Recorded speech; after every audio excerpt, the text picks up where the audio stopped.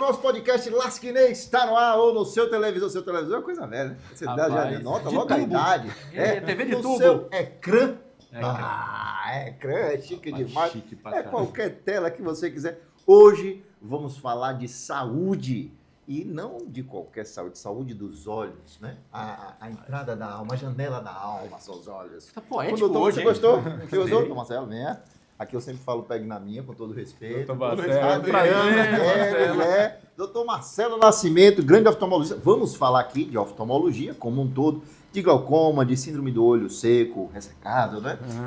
De todas essas... Pterígio, estou para fazer uma cirurgia aqui do pterígio, vou pegar umas dicas aqui com o Marcelo. Já estou querendo agendar com a Alice minha cirurgia, mas está aqui, ó, @doutor_Marcelo Nascimento. E Marcelo é oftalmologista, graduado pela Escola Baiana de Medicina e Saúde Pública, com residência médica e especialização pela Universidade Federal da Bahia, membro do Conselho Brasileiro de Oftalmologia CBO, Sociedade de Oftalmologia da Bahia SOFBA e também da Sociedade Brasileira de Glaucoma SBG e um dos organizadores da 16ª edição do Congresso Baiano de Oftalmologia, que vai acontecer agora, nesse próximo final de semana, dias 14 e 15 de É isso aí. novembro. Marcelo, muito obrigado por vir ao Eu nosso que agradeço podcast. o espaço aqui, muito bacana falar de saúde ocular, falar do nosso congresso também, né? A SOFBA é uma sociedade relativamente jovem, 38 anos, mas bem tradicional, assim. A oftalmologia na Bahia tem muita tradição, né? Você sabe bem disso.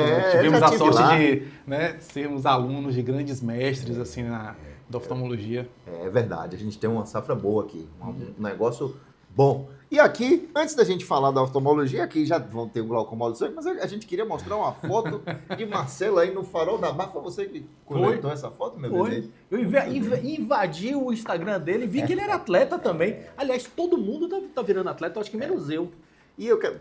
Mentira, eu sou atleta, todos os dias tô na academia. Você tá escondendo o jogo, mas todo dia de manhã você manda uma fotinho lá no... Mando. Tô na academia malhando, suando, o resultado a gente vai ver. A foto é tirada, né? A foto é tirada. Pelo menos a foto... Tô pagando, eu não sei essa pessoa que diz que tá pago, eu tô pagando. Meu cartão não quita. Vamos lá, e começando por isso aí. Quando foi que a atividade física entrou na sua vida e a relação dela com a saúde das pessoas? Eu sempre gostei de atividade física, assim. A corrida especificamente começou porque eu precisava acompanhar minha esposa, né? Ela começou a correr primeiro. Ela que é a maratonista.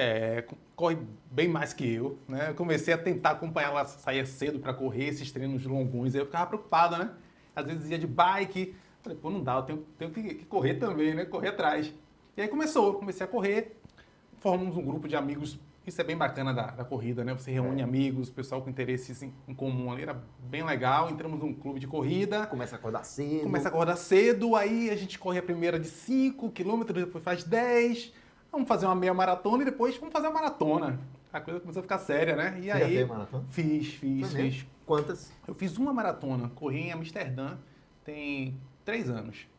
Foi bem legal, 42 quilômetros. 42. Qual o tempo? Eu fiz em... 2 horas e meia? Não, que isso, 4 horas e 10, eu acho. 2 horas e pouco é o recorde. Tem gente que corre 42 quilômetros em 2 horas. Pois é, corre o tempo que você faz uma meia, o cara faz a maratona. Mas eu acho né? que a maratona tem isso, né? Tem coisa da superação. Exato, né? exato. Da meta. É. De você Eu acho que isso conseguir. é bacana, assim, para você... acho que é um treinamento das virtudes, né? Você treinar a fortaleza, de você estar ali naquele perrengue e não desistir, né? Treinar a temperança, de você abrir mão de prazeres imediatos para conseguir algo mais consistente na frente. Eu acho isso bem legal, assim. Mas é um prazer. Quando você tá correndo, passou dos 5 quilômetros ali, a endorfina começa a trabalhar. Justamente, é muito legal, muito legal. E assim, essa maratona foi bem bacana, assim, porque a gente saiu daqui para lá, né, para correr. Eu fui com ela, outra amiga, eu peguei uma bandeira do Brasil, né? Dobrei, vou levar para quando estiver chegando. Levantar a bandeira, né? A minha dela. Mas mais cedo, na hora de sair para a prova, o bolso cheio de carbogel, de sal, aquela coisa toda, ela não tem mais espaço para nada, eu não vou levar a bandeira não. Eu falei, eu vou levar a minha. Aí dobrei, botei dentro do short e fui. E a prova de Amsterdã, você sai de dentro do Estádio Olímpico e a chegada é dentro do Estádio Olímpico. E na entrada, assim, tem um corredor de bandeiras, assim, com todas as bandeiras dos participantes do mundo inteiro. Eu cheguei bem cansado, sabe, cara? Eu falei assim, eu vou na raça mesmo, já tava exausto, assim, já. Mas quando eu vi o corredor, aí eu me animei, me deu aquela energia, assim, aquele gás. Pronto, eu tirei a bandeira do bolso. Na hora que eu tirei a bandeira, o locutor da prova oficial gritou meu nome, né? Porque o número de peito é grande, o nome é bem grandão. E ele gritou, Marcelo, Brasil! Aí eu me senti um atleta, né?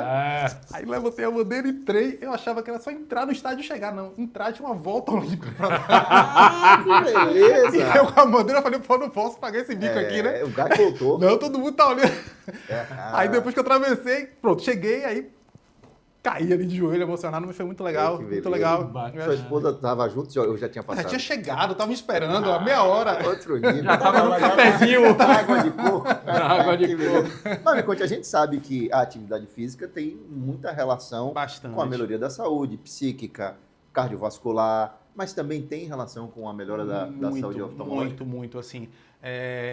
Principalmente glaucoma, né? O glaucoma é uma doença muito prevalente no mundo inteiro, a principal causa de cegueira irreversível no mundo inteiro. É uma doença silenciosa e assim tem um aspecto hereditário, genético.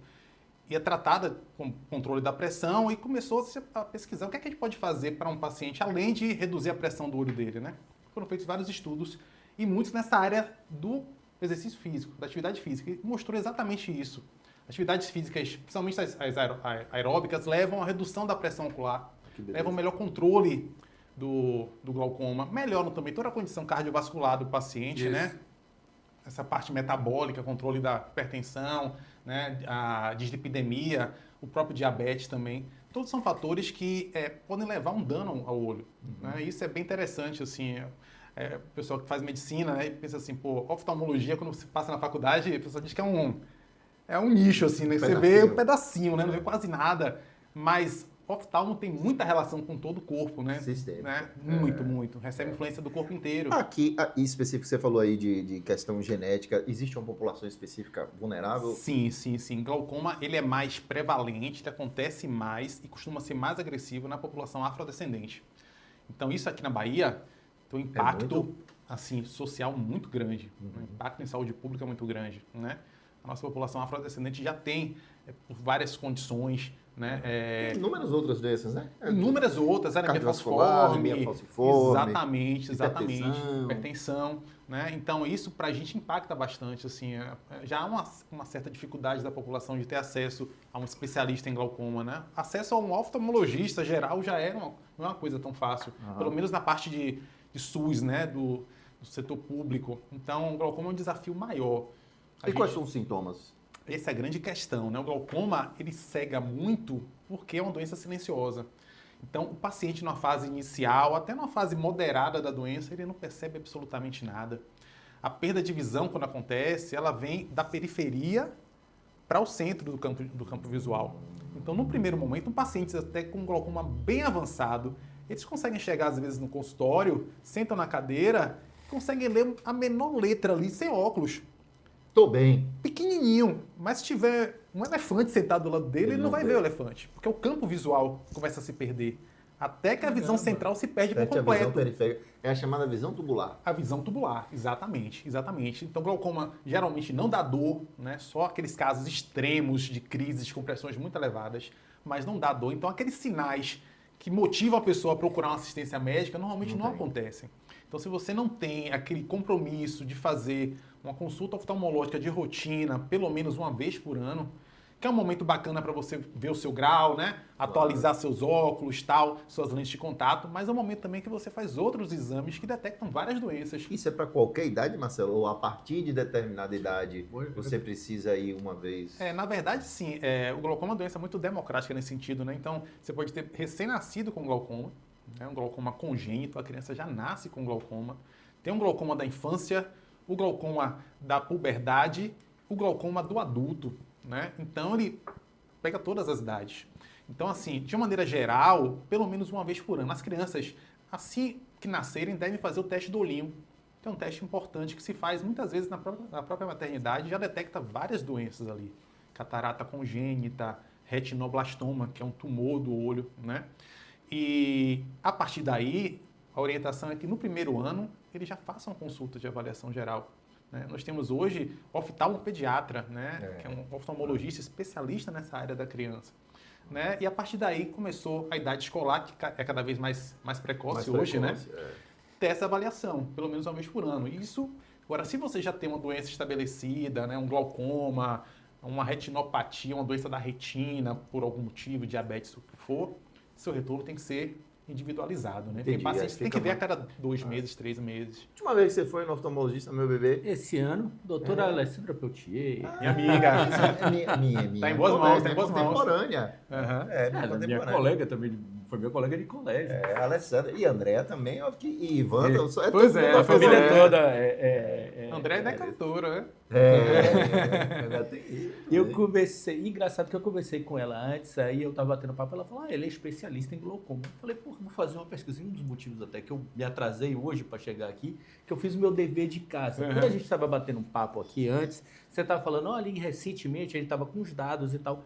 E eu fiz o dever que era saber desde quando a informação glaucoma começa a chegar para a sociedade. Ou seja, via jornal, via mídia Interessante. impressa. Aham. E fui no Estadão e busquei aqui. A primeira informação que a gente tem sobre glaucoma é de 1870. Saiu Império. Pois é. Brasil Império. É. E aí, quando vem recomendação, que era uma propaganda desse Adolfo Gade, e aí, quando começa a recomendação, simples conselho ao povo, cataratas e belides, talvez, em 1892. E aí ele tem uma citação aqui sobre o problema que não só produz com dores terríveis, como também inutilizando o fundo do olho, torna a cegueira absoluta e irremediável, desaparecendo, com 2 P's, diga-se de passagem, a percepção de luz e a distinção entre o dia e a noite. E ele já colocava ali terrível glaucoma, né? Terrível Porque, glaucoma. já era qualificado. 1892. Da República. Aí, em 1959, já falando, já uma. Aí você vê que esse aqui é o histórico da pergunta. Já. Aham. Da A pesquisa. A frequência A de pesquisa surgimento, ao longo do. Você vê que ele, em 1950, tem a primeira citação maior, uma coluna falando só sobre glaucoma. E aí depois não, aí a coisa já avança. Glaucoma causa cegueira já em 81, em 96. Filco, eu tive uma TV dessa aqui. Você lembra, né? Também, aquela que rodava aqui. Né? Em 1981. Quem era o controle remoto? O filho. Era ele, É o era caçula. caçula. Remoto. É o Sem fio, caçula. no remoto sem fio. Você vê que é um problema antigo, né? É algo que, de fato... Sim. Isso é super interessante, né? Porque, assim, para o glaucoma, ações de educação continuada, informação para a população, é uma grande arma, né? Isso aqui que a gente está fazendo ajuda muito a gente difundir essas informações sobre glaucoma. E, assim, quando eu estava na residência, deixa eu ver quando foi isso, né? Eu formei em 99... Ontem. 2001, 2002, estava na residência no Hospital das Clínicas. E aí começamos aqui na Bahia uma ação chamada Glaucoma no Pelô. A gente reuniu no Pelourinho, né? Todos os serviços de residência de oftalmologia que tinham na época, que na época eram 3, basicamente. Hoje a gente tem mais, né? E começamos a atender a população. Eram, assim, 100, 150 pacientes por dia fazendo triagem para glaucoma. E era muito interessante, assim, vários pacientes estavam tratando de glaucoma e não sabiam o que estavam tratando, usando colírio sem saber o que estava fazendo, né? E isso tinha uma relação muito grande com o tratamento mal feito. Claro. Porque o paciente tinha que pingar um colírio, ele não sabia o porquê, o propósito daquilo, e ele, no dia que ele esquecia, ele não percebia nenhuma diferença, então a adesão caía muito, né? E, assim, a gente começar a informar a população, eu acho que é uma ação muito, muito eficaz, assim, bastante proveitosa. Claro. Não. E esse é o propósito do Lasquinê. Aham. Além do glaucoma, Marcelo, o que hoje afeta a população de uma maneira geral? Que a gente tem assim, olha, esses problemas são muito importantes e a gente tem que ficar atento. A gente tem aqueles problemas mais gerais, que são os problemas de refração, né?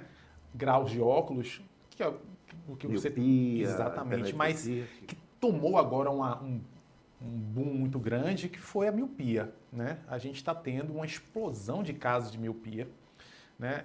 Muita relação com o uso de telas e miopia em pacientes cada vez mais jovens. E isso é um problema de saúde pública muito grande para a gente, né? Porque a miopia, as pessoas pensam, a miopia é só dificuldade de ver de longe. Você bota um grau, corrige, tá tranquilo. Ou então, faça uma cirurgia refrativa, né? Aquela cirurgia para corrigir o grau da miopia, zerei o grau, não tenho mais miopia. Não é bem assim, né? A questão do grau negativo, tem, né, menos 2, menos 3, até menos 15, tem paciente com menos 16 graus, é um dos aspectos da miopia, né? O olho míope ele tem características muito próprias. Vou botar até aqui, ó, Marcelo, na tela. Pronto. Não é para miopia, é do glaucoma, mas Na miopia, o globo, Exatamente. ele aumenta. O olho humano é como se fosse uma câmera fotográfica, né? Então, para que você faça uma boa imagem, você precisa na câmera de boas lentes, né? Então, a gente tem 2 lentes no olho da gente, que é a córnea, que é essa lente mais anterior, ali na frente, né? Como se fosse o vidro do relógio, que é transparente. Aí, por transparência, você vê a íris que está atrás e da cor dos olhos. Então, a gente olha assim, aquela bolinha marrom. Não, a córnea ela é transparente, porque marrom é a íris que está atrás, né? O azul ou verde. A córnea é uma lente, depois vem um cristalino. Que é essa aqui que tá aqui, Isso, a segunda lente que nós temos natural, que quando o jovem é cristalino, passado o tempo ele perde a transparência, deixa de ser cristalino e passa a se chamar de catarata. Opaco, né? Opaco, né? E lá no fundo do olho a gente tem o que nas máquinas fotográficas antigas, que já não existem mais, seria o filme da máquina, né? Hoje as máquinas são digitais, né? Mas na nossa época ainda não existia aquela máquina que você tinha que revelar, depois tirar o filme, tá? O filme é a retina. Então, para que a gente enxergue, a luz entra nos olhos da gente, passa por essas 2 lentes iniciais e ela tem que se formar exatamente em cima da retina, né? Para que a imagem seja nítida. O que ocorre na miopia é que essa imagem que deveria formar exatamente em cima da retina, ela acaba se formando um pouco antes. Porque essas lentes são muito poderosas, convergem muito a luz. Ou então o paciente tem um olho maior, o que acontece realmente no míope. Né? Então a retina fica mais para trás, Como o olho é a imagem se forma antes frente. da retina. Por isso que o míope tem dificuldade de enxergar o que está distante. Porque à medida que você aproxima um objeto do olho, esse ponto focal que estava aqui, você consegue jogar ele mais para trás, aí cai na retina e ele enxerga. O míope enxerga bem de perto, enxerga muito ruim para longe, né? Só que além dessa questão do grau, a miopia, o olho míope ele é maior, a retina costuma ser um pouco mais fina, então o olho míope também é predisposto a outras doenças.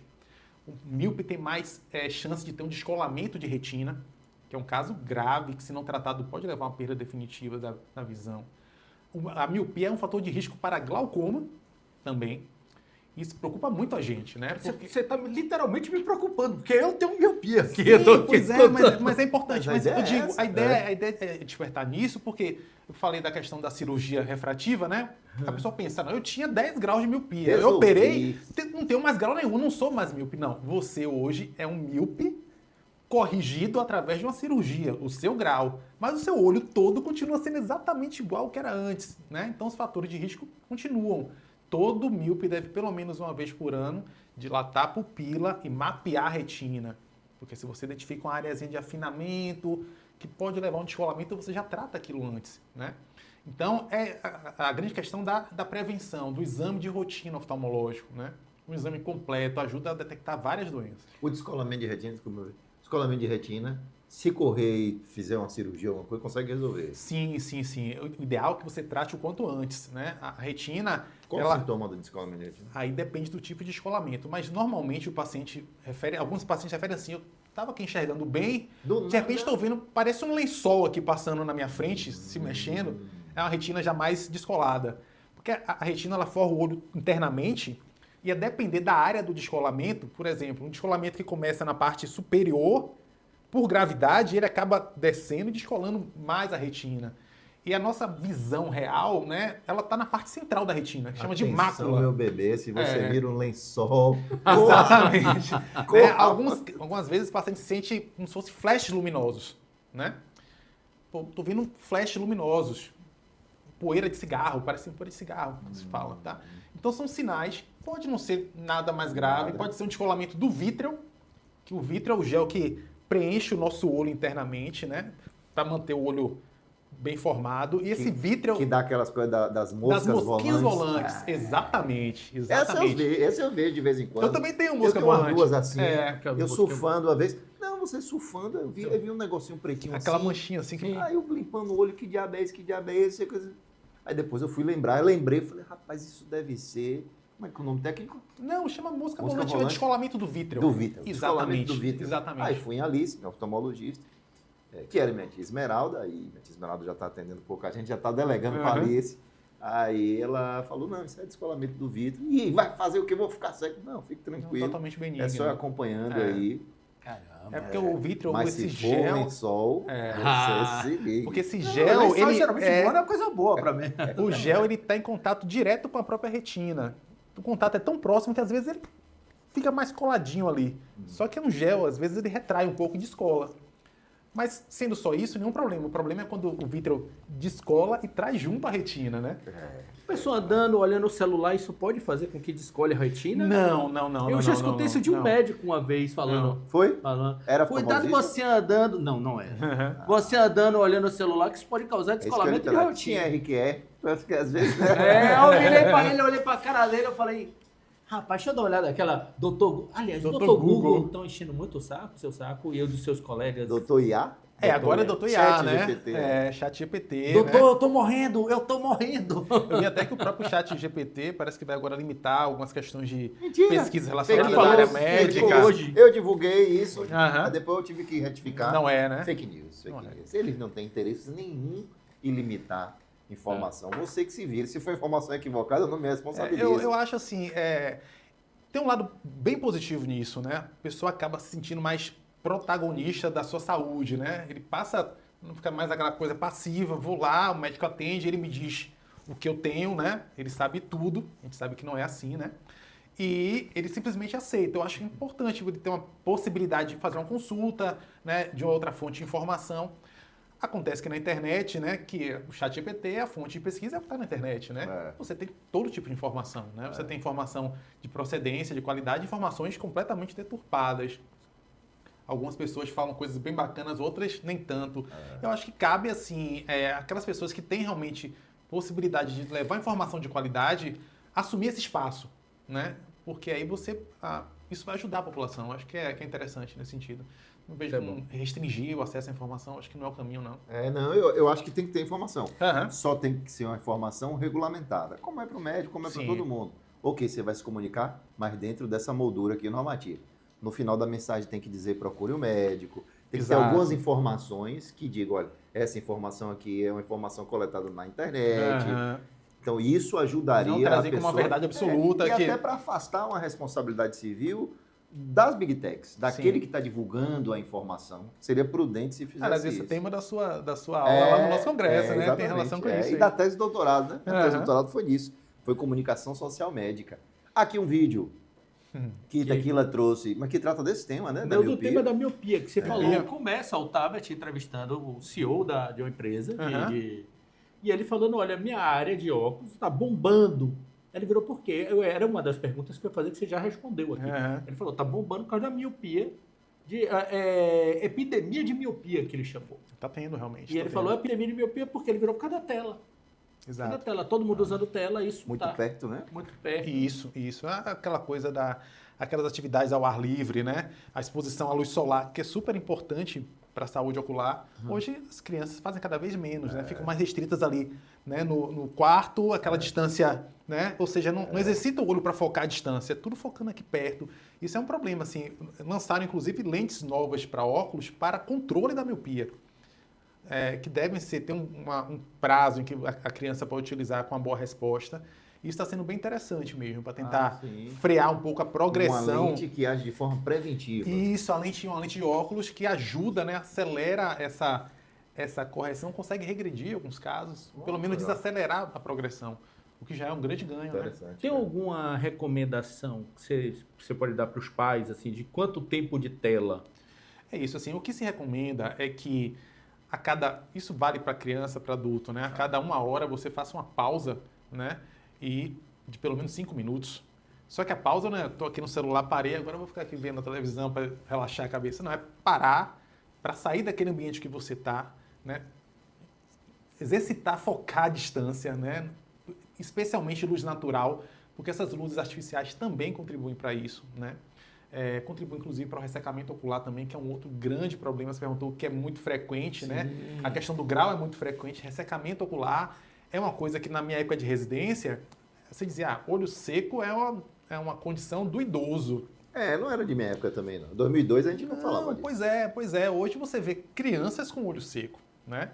Com o idoso, naturalmente, pela questão do envelhecimento do olho, né? Você tinha realmente uma deficiência na produção da lágrima, na qualidade da lágrima. Era uma coisa natural. Hoje você vê no jovem, na criança. Isso tem relação também com o uso de tela. Eu sinto isso. Quando eu estou no final do dia no computador, ali 8, 9 horas da noite, aí o olho começa, não sinto não? começa a ressecar. Aí eu desligo o ar-condicionado achando que é um ar-condicionado. Não resolve. Melhora, mas não resolve, tem que parar. Aí é o limite. Aí você vai, abre a janela, olha o horizonte. Não, eu paro e vou pra televisão. Pelo menos é sincero. É bom, é bom. Não, para vou dormir. Mas temos aqui, ó, inclusive outra notícia do Viva Bem UOL. Ó, não conhecia essa coluna do Viva Bem, do UOL, não. Primeiros sinais de Alzheimer podem aparecer nos olhos. Conheça sintomas. É isso mesmo. Isso é interessantíssimo isso. Não só o Alzheimer, o próprio diabetes, a hipertensão arterial. Muitos pacientes descobrem que são diabéticos numa consulta oftalmológica, né? Porque o diabetes pode causar alterações no fundo do olho, na retina. Quando acontece assim, o diabetes já está avançado. Tá? Normalmente é assim, está bem descontrolado. Quando começa a dar alteração ocular, né, que você vê aquelas...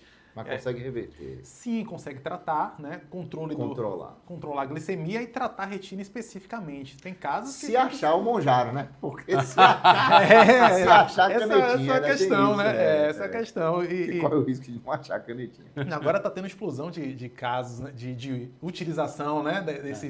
Dessas canetinhas aí, né? Não sei, é uma coisa muito recente ainda. A gente vai ver muita coisa na frente. Eu acho. Exatamente. Efeitos colaterais, os efeitos colaterais. Só com o tempo. Já tem alguns relatos, até oculares, inclusive, neurite ótica, isquêmica, arterítica associada a semaglutida. É mesmo. Já tem descrição, né? Então, assim, a gente tem que estar atento, porque, assim, todo tratamento você tem um lado positivo, você tem também os efeitos colaterais, né? Decidir tratar ou não é você pesar risco-benefício, né? Qualquer coisa. Para qualquer coisa na vida, né? A escolha é essa, né? Então, quando você corre um risco que vale a pena e eventualmente tem alguma complicação, você não vai dizer, eu tinha que fazer aquilo, né? Agora, quando você corre um risco desnecessário e ainda tem uma complicação disso, tem muita gente usando de forma desnecessária. Usando assim para perder um quilo, 2 para poder entrar na roupa. Exatamente. Sabe? Eu acho... Ainda essa semana passada, eu conversando com a amiga minha, ela falou, vai tomar uma canetinha aí, vamos perder uns quilinhos. Ainda não cheguei nesse... Tenta uma corridinha. Nessa corridinha, exatamente, de manhã cedo. Correr Salvador seria mais bom. interessante, exatamente. Ó. Visão da inteligência artificial já me salva em tarefas de casa. Recurso está disponível, versão Plus, ChatGPT facilita a vida de pessoas com deficiência visual. Interessante isso. O uso da inteligência artificial para descrever fotos já havia se disseminado rapidamente há 2 anos. E agora, uma boa parte das pessoas cegas está acostumada a, quando recebe uma foto, subi-la, né, ao aplicativo Be My Eyes. E ele faz a descrição, é isso? Isso é muito bacana, exatamente. Ele resolve... Esse Felipe Oliveira, ele tem problema visual e é colunista da Folha. Ele tem uma coluna que é Haja Vista. É interessante. São 2 temas aí associados que a gente vai discutir no nosso congresso, né? A IA aplicada à oftalmologia, que tem muita coisa, muita novidade, assim, bem bacana.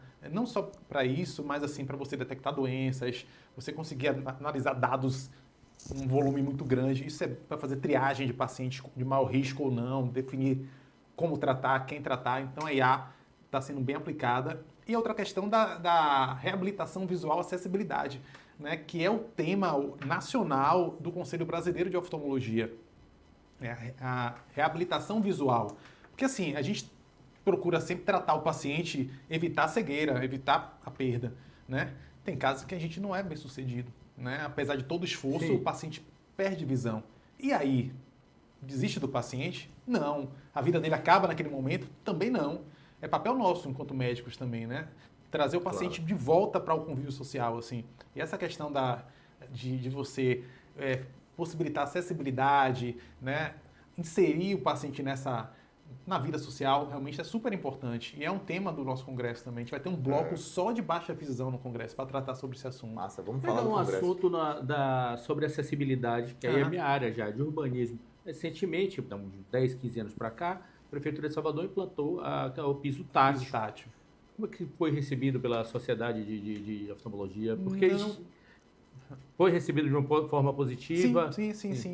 Foi uma iniciativa bacana, assim. Acabou que a implantação da coisa não foi tão contento, né? A execução, né? Isso gerou um custo, né? Porque foi uma obrigatoriedade, você tinha que... né? E cada um faz de um jeito. Cada um faz de um jeito, né? Mas, assim, isso é uma coisa que aqui na cidade a gente percebe que ainda é muito carente, né? Assim, eu corro, né? Então, quando você corre, você conhece bem a cidade, você conhece o passeio, você conhece a pista, você vê as dificuldades que existem, né? A gente às vezes cai, tropeça, imagina quem não enxerga, né? Então, às vezes tem casos aí de recentes de atropelamento de corredores, né? Ainda tem isso, Né? Então, imagine uma pessoa que não tem a visão, que não tem o reflexo necessário para tentar, né, se desvencilhar numa situação dessa.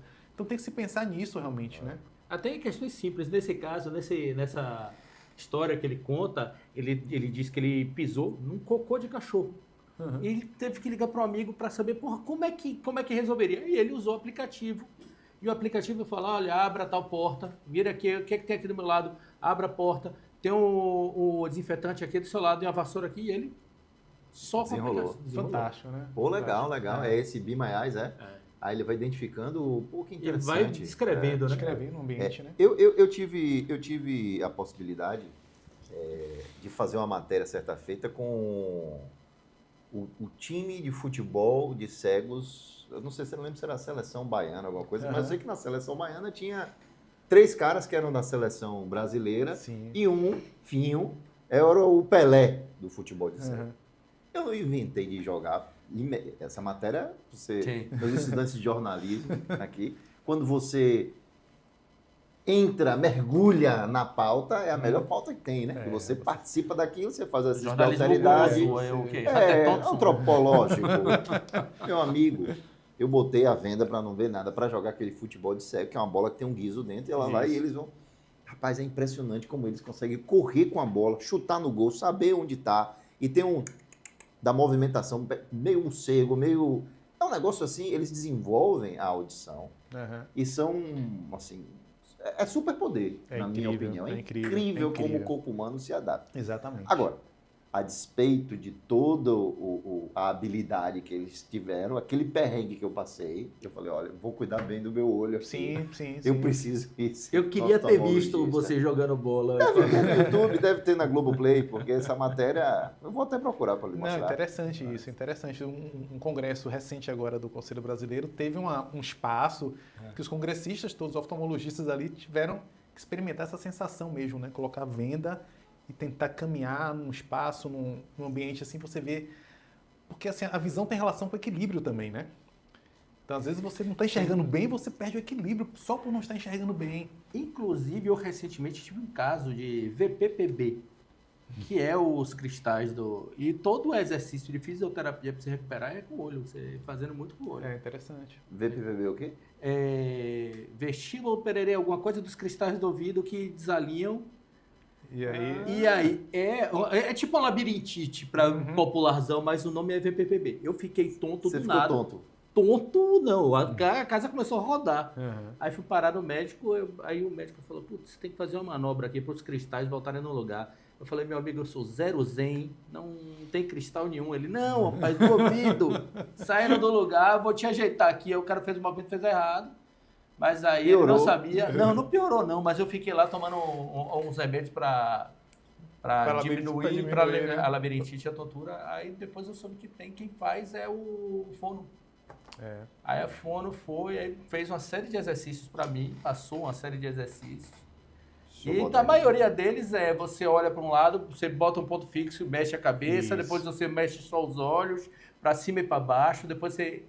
Vários, de um pé só, e tem as manobras assim que faz para... Então, realmente foi uma experiência... Depois eu vou ver o que significa VPPB. Quando você tem essas perdas, você acaba valorizando mais aquilo que você já faz naturalmente e não dá muita importância, né?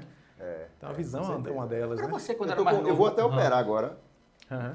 Já fiz minha consulta pré-cirúrgica e estamos aí nessa fase de liberação de plano de saúde para operar meu pterígio. Sim.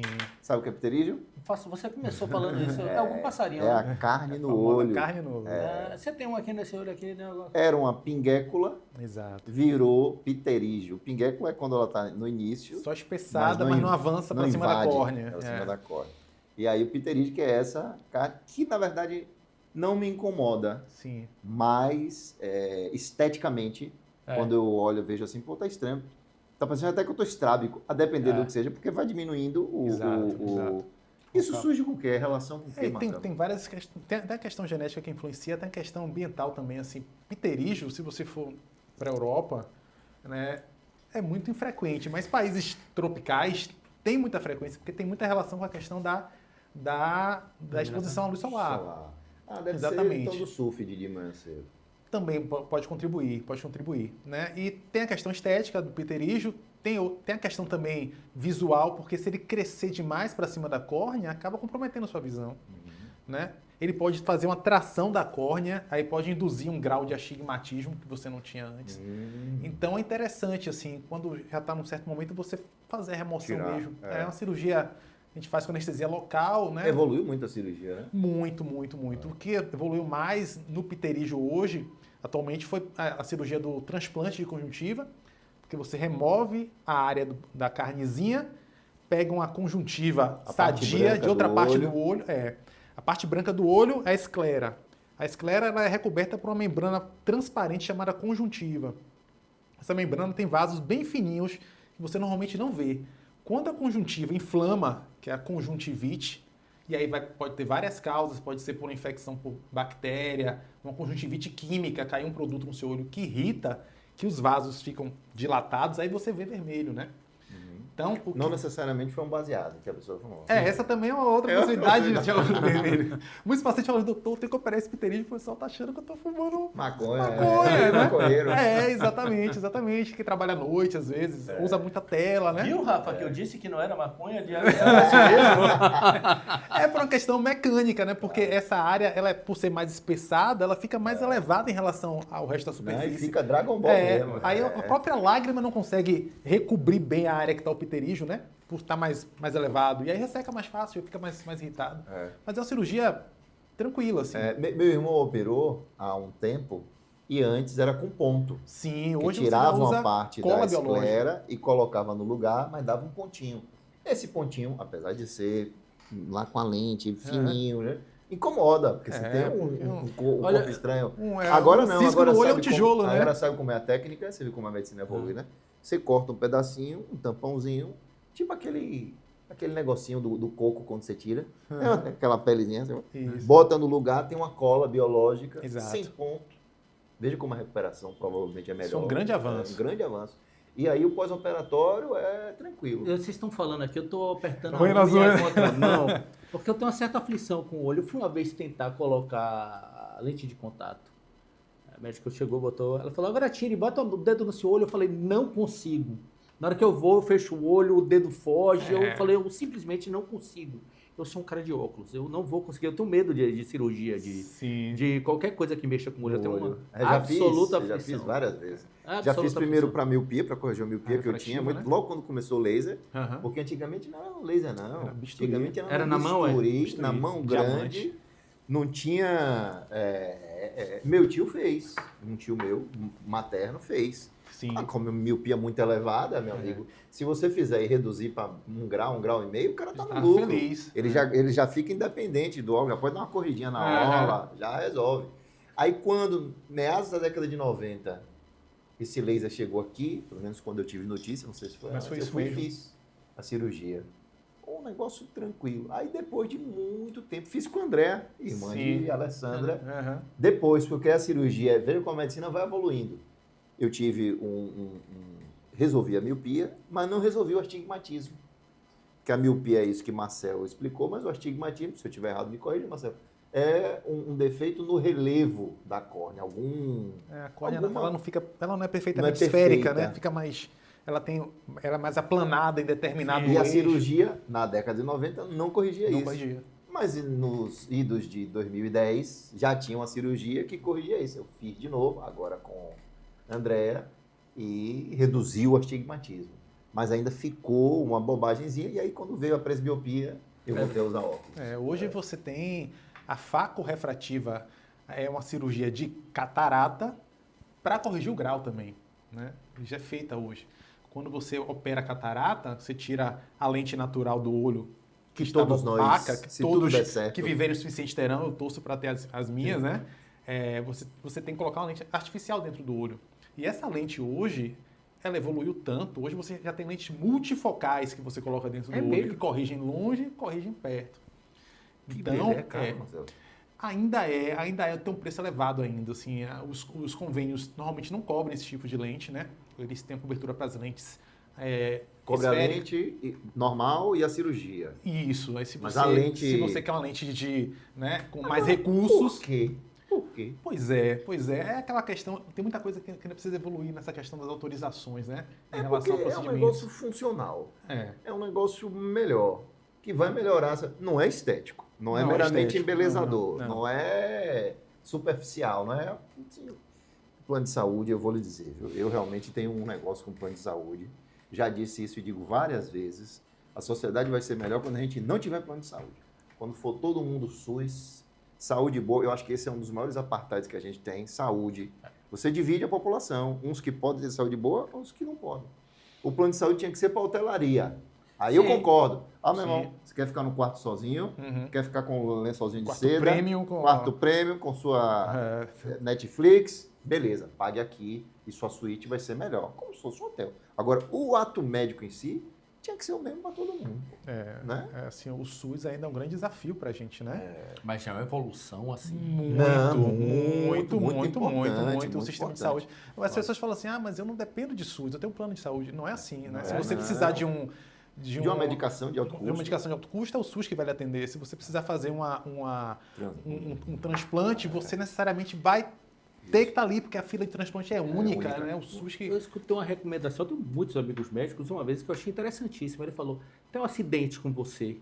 Ele falou, o único hospital que vai ter todos os médicos de plantão lá vai ser o HGF. Sim. Ele virou que o outro, o cara tá de sobreaviso em casa. O neuro para chegar, ele falou, e o tempo que você pode perder ali entre chegar no hospital e esperar o médico chegar pode ser vital para você. Naturalmente, na urgência, você acaba direcionando para HGE. Até se você tiver convênio, realmente. Né? E depois que estabiliza aí... Uma pena que é subfinanciado. Eu acho que tinha que ter mais financiamento. E tinha que ter uma administração mais... Mas é um dos maiores orçamentos da União, é saúde e Sim, mas é educação. pouco, pouco. Isso aí tem que ter mais. Ah, é grande, mas é pequeno ainda. Saúde e educação tem que ser maior. Tem uma gestão ruim, tem desvio de verba, tem questão Possivelmente de... tudo isso. Com certeza. Tem. Agora, tem cidades que você tem... Uma vez eu tive um problema de saúde e fui atendido onde... Eu fui numa cidade no interior de São Paulo, que não vou lembrar o nome agora. Fui atendido pelo SUS lá. Mas atendimento espetacular, super organizado. É só você pegar qualquer gringo, isso vira e mexe, aparece na mídia. isso. Um gringo que veio aqui precisa do sistema público de saúde, é atendido e sai falando bem. Fala, meu amigo, Sim. eu não vou encontrar... Vá para os Estados Unidos. Eu tenho um primo, é. eu tenho um Sem primo um plano hoje, de saúde. hoje não está mais entre nós, mas ele morava na Califórnia, identificou um problema, ele não estava sabendo como tratar, os Estados Unidos não estavam resolvendo, ele veio para cá, para o Brasil, para descobrir, no Rio de Janeiro, no SUS. Não, a medicina brasileira, ela de fato, ela é muito boa, já era na década de 90, e tinha essa coisa da clínica muito forte, né? Essa coisa de você conseguir fazer um diagnóstico, ter o contato com o paciente.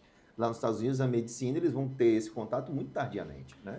Tem idade para começar a fazer essa cirurgia de correção de miopia ou não? Assim, o que se estabelece é que você faça a cirurgia quando o seu grau estiver estável, né? Isso normalmente acontece, a miopia principalmente, né? Entre 18 e 21 anos. Né? Mas assim, completei 18, posso operar. 18 desde que o seu grau esteja estável. Se você ainda está progredindo no grau, não faz sentido, né? Você vai fazer uma cirurgia, aplicar um laser na sua córnea, mudar a curvatura corneana para ter uma correção que logo depois vai se perder, entendeu? Mas, por exemplo, no meu caso, eu estou com 48. A pessoa fala, não, você não faça não, porque você logo mais vai ter que usar óculos para a vista cansada. Isso é uma coisa que eu escutei muito. Mas veja, aí você, sua miopia, você resolvendo ela com a cirurgia dessa, com a Alessandra ou com o André ou com quem faça, você vai poder caminhar, correr sem óculos. Quando você for ler seu livro, você pega seu óculos e lê. Ou então, é uma coisa que se faz, né? Chama de báscula. Você corrige o grau, paciente míope. Um olho você deixa um pouquinho de miopia, que não vai comprometer a visão de longe, mas vai dar para ele a visão de perto, porque a miopia ajuda para perto. Entendeu? A Alessandra me falou isso. Essa é uma das estratégias que se usa, né? Mas a presbiopia, que é a vista cansada, ela é progressiva, realmente. A partir dos 40 você começa... Eu comecei a usar com 47, segurei o que pude ali, mas já me rendi, né? E é natural que isso vai progredindo com a idade, até os 60, 65. Eu comecei com 45. Fui pegar uma conta outro dia no restaurante com criança e tudo, por isso que trouxe. Eu virei assim, gente, pega o geral aqui embaixo, que é o nome, a letrinha maior. Não, e é incapacitante, você não consegue ver, e quando você começa a usar o óculos, vai acostumando a vista, você vai mesmo precisando de um grau maior. Eu fiz toda essa evolução, comecei com óculos só com o pulso, uma lente que é... Como é que chama a lente? Conforto? Não. Tem um nome. Que é uma lente normal, para meu astigmatismo, com um grauzinho. Só que aí chega no momento não tem jeito. Você tem que partir para multifocal. Porque o grau da presbiopia fica grande. Você não consegue. Né? Deixa eu te fazer uma dúvida de consumidor. Pronto. O cara chega... Eu chego na ótica e falo, vem cá, o cara, não, tem essa marca que é espetacular e tem essa aqui que é da loja. Aí eu viro, dependendo do meu de perto, eu falei, me dá da loja, para com essa coisa. O cara, não, veja espetacular. Eu falei, não, mas é espetacular. Tem muita diferença. O que é isso das lentes? Hoje você tem uma variedade enorme de lentes, né? Recursos, né? Você tem lentes realmente, isso difere em qualidade, não há como negar, né? Principalmente para quem tem graus mais elevados. Então você tem aquelas lentes que chamam de alto índice, porque a lente dos óculos, ela não é essa coisa bonitinha, fininha como está na armação da gente. A lente é um bloco, né? E para que ela seja ajustada à armação, você tem que trabalhar a lente, né? Tem um processo que se faz, surfaçagem, você vai tipo desbastando a borda para poder afinar um pouquinho, para não ficar aquela lente sobrando. Então, lentes de baixo índice, quando você faz esse processo de afinamento, você acaba limitando muito o campo de visão útil da lente. Porque a lente de óculos, se você olhar bem no cantinho, você vai ver que tem uma pequena distorção. Lentes melhores, essa área de distorção é menor também. Então você tem um campo de visão útil maior, né? Então isso é uma diferença. Se você tem grau muito elevado e não bota uma lente que tem um certo recurso, você vai acabar ficando muito limitado no seu campo de visão, entendeu? Eu tenho esse meu não é multifocal, esse meu ainda é daquele que tem o pulso, mas não é a multifocal. Por quê? Porque a minha multifocal tem exatamente isso. Apesar de ser uma lente muito boa, ainda o corredor é nítido. Se você olhar para cá, você perde o foco. E você também tem que acostumar com essa modificação do perto longe, e às vezes você está assim, a escada cresce, você tropeça, é um negócio que você tem que ir se acostumando. Então, eu uso ela quando eu estou numa atividade que eu vou necessariamente precisar olhar para longe, olhar para perto, olhar para longe, olhar para perto. Sim. Uma aula didática, um congresso, certamente eu vou estar de multifocal lá. Mas aqui que eu estou só mais perto, ou quando eu vou dirigir, aí eu uso uma lente única. Porque muda um pouco, né? Muda. O paciente que não usa óculos, ele quer ver alguma coisa no chão, ele baixa a cabeça e olha no chão. Se você fizer isso com os óculos, aliás, se você baixar o olhar com o óculos multifocal para ver alguma coisa no chão, o chão vai subir, porque você vai olhar pelo campo de visão de perto, né? Tem que baixar o queixo, então tem... Você tem que reacostumar sua movimentação para a adaptação da lente. Mas eu queria falar aqui, Tequila me deu uma moral e destacou aí meu nome na programação do 16º Congresso Baiano de Oftalmologia. Eu queria falar um pouco do Congresso, Marcelo. Sim. A gente já está ali com quase 50 minutos, que é importante a gente convidar a comunidade baiana de oftalmologia para o congresso que acontece na semana que vem, dias 14 e 15. Onde que vai ser? Como é que está a grade? Vem palestrante de onde? Tem vaga ainda? Ainda tem vaga. O nosso congresso realmente está bem disputado esse ano e está bem bacana. A gente trouxe muita coisa nova para o congresso, né? O congresso não vai se limitar à discussão de temas técnicos na oftalmologia, mas também temas profissionais, defesa profissional, né? Como você cuidar bem do seu consultório, inteligência artificial. Então, assim, a gente está trazendo colegas de outras especialidades também, e isso é uma coisa muito bacana. Eu acho que, assim, se tiver um termo que define esse congresso, é conexão mesmo, né? É conectar os grandes mestres da oftalmologia com aqueles que estão chegando agora, tendo esse contato ali frente a frente, né? Discutindo casos, né? Ouvindo opiniões, que eu acho que isso é o mais legal de tudo, né? Você vê a questão da experiência. Porque você consegue pesquisar vários temas na internet hoje, mas assim, você discutir com quem faz, né? Com quem começou a fazer, com quem viveu todas as etapas até chegar ao sucesso, eu acho que é um diferencial grande, né? A gente vai ter muito treinamento, a gente vai ter uma parte de wet lab, que é um treinamento prático, por exemplo, em laser para tratamento do glaucoma, né? Hoje a gente tem um laser, porque até então todos pensam, glaucoma você trata com colírio. Não, glaucoma você trata com colírio, você pode tratar com laser, você pode fazer cirurgia, né? E essa área evoluiu muito, então Em 2017, eu saí daqui, peguei um avião e paguei para fazer um curso de laser em São Paulo, porque não tinha aqui. Esse curso vai estar disponível sem custo para os congressistas, né? Lá no Hotel Deville, onde teremos o congresso, né? Há 3 anos atrás, eu saí daqui e fui para Toronto fazer um treinamento de uma técnica cirúrgica específica que vai estar também disponível aqui. O cara vai em Itapuã, ali, aqui Em do lado. Itapuã, exatamente, né? Então, isso é um diferencial bem bacana, assim, a gente vai ter uma participação de colegas do Brasil inteiro, de outras especialidades, como eu falei, né? Reumatologistas, infectologistas, porque o olho, ele tem relação com o corpo todo, né? Essa integração vai ser muito bacana, assim, a gente vai ter uma parte voltada para a chamada de sófiba jovem, para aqueles que estão chegando agora na especialidade, né? Como conduzir, fazer a gestão da sua carreira. A gente não aprende na faculdade, não aprende na residência, né? A parte que o bloco que você está vai ser super bacana, né? Com essa questão voltada especificamente para você fazer, como você vai fazer uma carreira adequada com padrões éticos, né? Então, tá aqui, ó. Aqui tudo vai ser lá na sexta-feira de manhã, né? Exatamente, Dia 14. Aí tem a parte mais cedo, sessão da SOFBA, da CBO. Aí às 11h30 tem o segundo bloco da sessão, que a gente está lá, vai falar sobre comunicação ética na era digital. Você tem 12 minutos ali, 12 minutos, eu já vi aqui que é disputado esse negócio do tempo aqui, né? Mas 12 minutos dá para falar muita coisa. Eu sei. Depois a gente vai ter administração e construção de carreira e consultório, que é algo muito importante muito também, legal. né? Com o Marcos Vianello, de Minas. De Minas Gerais. A mesa redonda com audiência, né? E aí tá ali que... não trouxe todo o programa, né? O programa não trouxe... Mas tá bem legal, a gente vai ter um bloco só de oncologia, né? De câncer ocular, né? Vai ter um bloco só de baixa visão, porque é o tema nacional do Conselho Brasileiro, a reabilitação visual, né? Trazer para os colegas ali o que existe hoje de recursos para você oferecer ao paciente.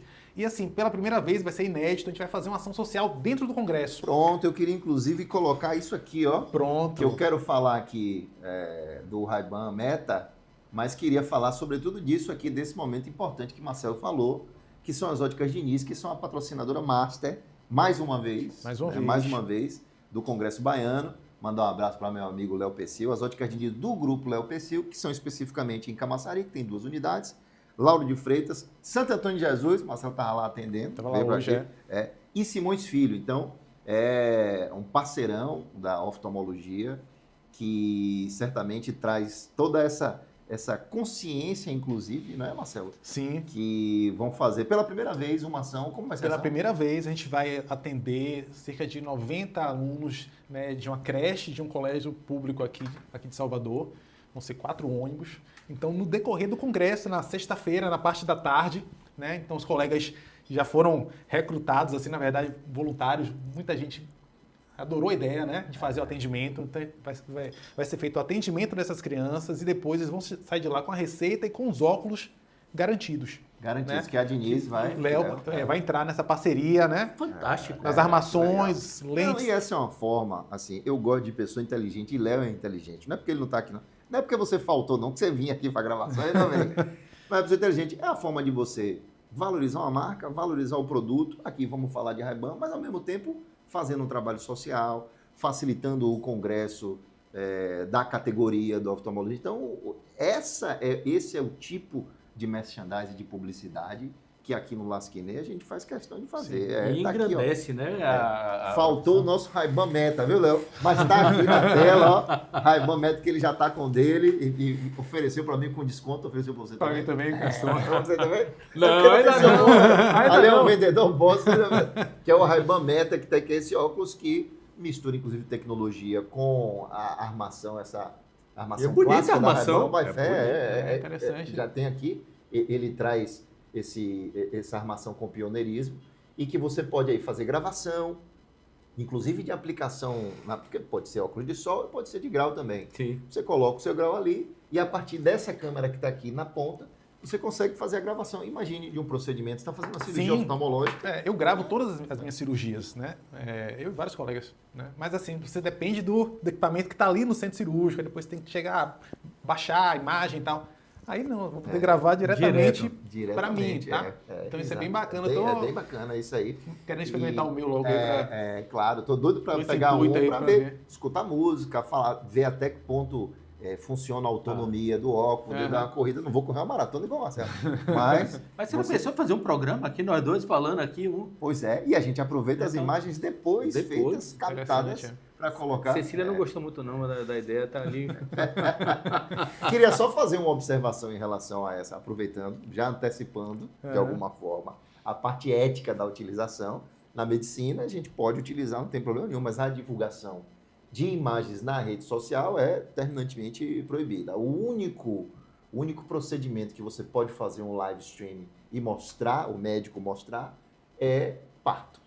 Porque aí a nova resolução permite com que um parto, até para você divulgar aquele momento tão especial para a família, que não está ali, é melhor você deixar as pessoas em casa ou fora da sala acompanhando. E, obviamente, é o tempo principal, não é o momento todo. Você está ali, vai quando a criança nascer, é uma felicidade da mãe, você consegue fazer essa transmissão. Mas, salvo nessa situação, fazer transmissão ao vivo de qualquer procedimento médico, às vezes aparece um médico aí na rede social, é maluco, né? Não, isso Quero aí fazer harmonização peniana. Até hoje. E sempre colocando o CRM e colocando o CRM com a unidade da federação que você está inscrito, tem sua inscrição principal, e no caso aqui da oftalmologia, se for o RQE, o Registro de Qualificação de Especialista. Porque se não tiver, não vai falar de oftalmologia, porque você pode estar cometendo ilícito ético. Você E viu, o conselho agora começou, inclusive, a publicar no Instagram. Você viu isso, Manuel? Sim. Eu achei super interessante. Eu sigo. Dividiu opiniões, porque teve gente que falou, não pode fazer dessa forma, tem que ser no diário oficial, tem que ser... Eu discordo, eu acho que se é um dado público, se existe uma característica preventiva da pena, se eu quero informar as pessoas, olha, bicho, não faça isso não viole esse dispositivo do Código de Ética Médica, porque se você violar, você penalizado. pode ter uma censura pública, ser suspenso, ter uma cassação, e isso é um serviço que está sendo prestado para a comunidade e para a classe médica também. Então, eu sou favorável, achei que demorou, inclusive, não quero que nenhum médico sofra nada, mas dentro de uma técnica jurídica, eu acho que isso favorece a própria função pedagógica da pena. E você inibe os a chamada prevenção geral. Tem as a más prevenção, condutas, né? Exatamente. Que é Especial. o mais importante. Porque até uma má conduta pode levar um dano ao paciente. Então, ainda que você puna, o dano já ocorreu, né? É melhor evitar que aconteça, Exatamente. Essa é a função, inclusive, da restrição nos anúncios médicos, da restrição na comunicação social. É uma perspectiva preventiva. Até porque o bem jurídico, muitas das vezes, sobretudo quando a gente fala de medicina, se você lesionar, você não vai conseguir botar de volta no lugar. Então, é diferente de você reparar um carro, não é? Se você falou uma bobagem na rede social... Causou uma cegueira, por exemplo. Exatamente. Cloroquina e ivermectina, né? Ozonioterapia retarda, aquelas coisas que tem, e outras coisas que a gente vê na internet, sobretudo de não especialistas, podem trazer um dano coletivo à população. Mas tá aí, o nosso parceiro Óticas Diniz, do grupo Léo Pecil, Lauro de Freitas, Camaçari, Santo Antônio de Jesus e Simões Filho. Que beleza. Tô precisando ir lá, viu, Léo? Vou lá, inclusive, na do... Você tem cada óculos bonito, Ricardo. Você acha que eu fiz aonde? Pois é. Nas Óticas Diniz, exatamente. Você tá na hora de você ir lá fazer o seu. Eu vou, viu? Eu vou lá, viu, Léo? Parabéns, Léo, pela iniciativa. Valeu. Massa, a gente se encontra lá no Congresso. E para terminar, Marcelão, aqui o nosso bebê reborn, que saca tudo de cinema, fez um apanhado oftalmo cinéfilo. Você sabe que eu tomei um carão aqui, a gente trouxe o Uri Valadão aqui e ele olhou pra minha cara e fez... E aí, cadê os filmes sobre surf? Eu falei, não tem filme sobre surf.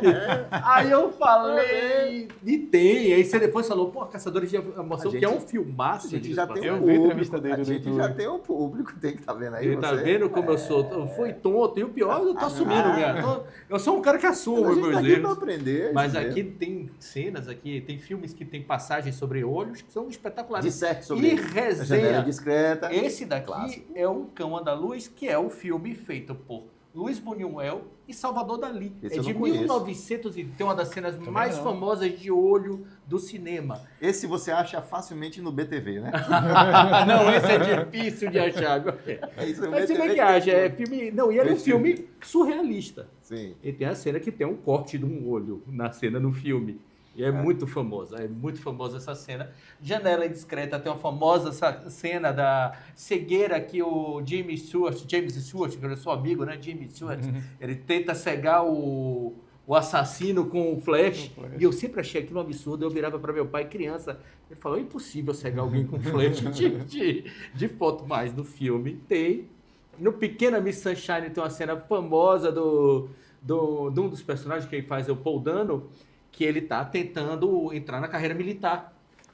E ele fez um voto de silêncio. Você não assistiu esse filme? É espetacular. Pequena Miss Sunshine, vai correndo, assista. Larga tudo, vai assistir. É um filme espetacular. É uma aula de você sair de bom humor, e com muita miséria, engraçado pra caramba o filme. Concorreu ao Oscar, não foi? Não, concorreu.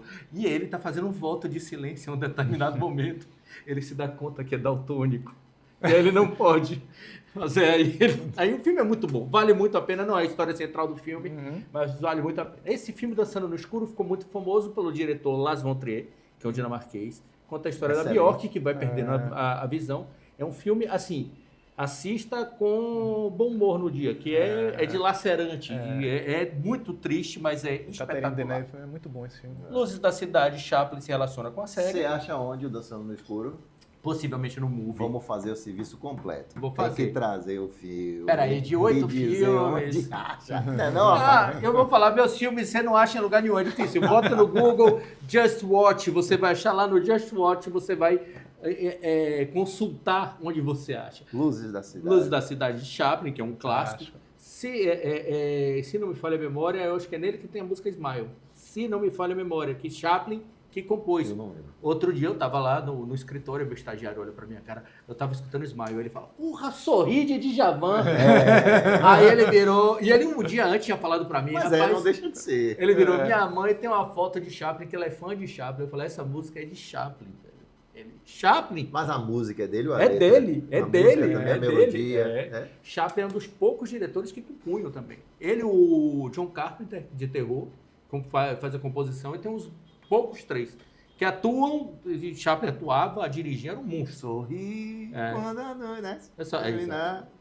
A noite que mudou o pop. Tem uma das cenas mais engraçadas sobre deficiência visual que alguém pode assistir na vida, que é Steve Wonder. É um documentário, né? Chama Ray Charles e vai...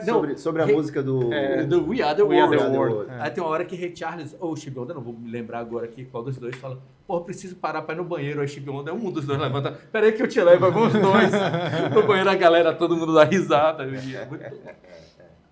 Não, e Steve Wonder resolveu o problema de We Are The World, né? Todo. É um gênio. E ele imitava todo mundo e cantava todo mundo. Faz isso com o Bob Dylan. Só que tinha um problema com o Bob Dylan, que o Bob Dylan não chegava na... Aí chegaram pra ele e Eu falaram, não sei o que fazer. Steve, como é que você cantaria sendo Bob Dylan?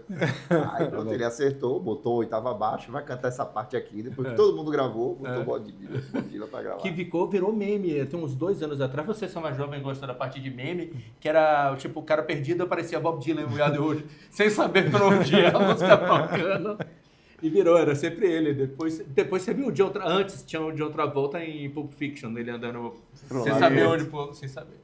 As About a Fate é uma música do Billy Idol que o título vem de um filme. Que é um filme francês, exatamente. E o Perfume de Mulher, que é uma regravação. Não sei se vocês sabiam disso. Foi um clássico filme do Al Pacino, que ganhou o Oscar. Ganhou o Oscar, Ganhou o Oscar, filmaço. É uma regravação. A original eu não conheço, não. Mas é de 74. Eu vi com o Al Pacino também. Muito bom. Filmaço. É o que ficou mais marcado, né? O Al Pacino. A cena dele dançando. Mas esse aqui só tem filmão aqui. E eu tô indignado que vocês aqui não assistiram Pequena Miss Sunshine, que pode correr e assistir, que é impagável. Muito bem. Marcelo, muito obrigado, viu? Amigo, muito Satisfação. obrigado. Foi muito bacana o nosso Marcelo, bate-papo. por prazer. Estamos esperando todos lá na 16ª edição do Congresso Baiano de Oftalmologia, que vai acontecer essa semana agora, dias 14 e 15 de novembro. Lá no uma Hotel semana do Congresso. Deville, na semana do Congresso que está aí. Oferecimento Óticas Diniz, do Grupo Léo Pessil. Marcelão, muito obrigado. Valeu, obrigado pelo espaço. Obrigado a Sófiba também, viu? Parabéns a Sofia, sucesso, meu amigo. Valeu.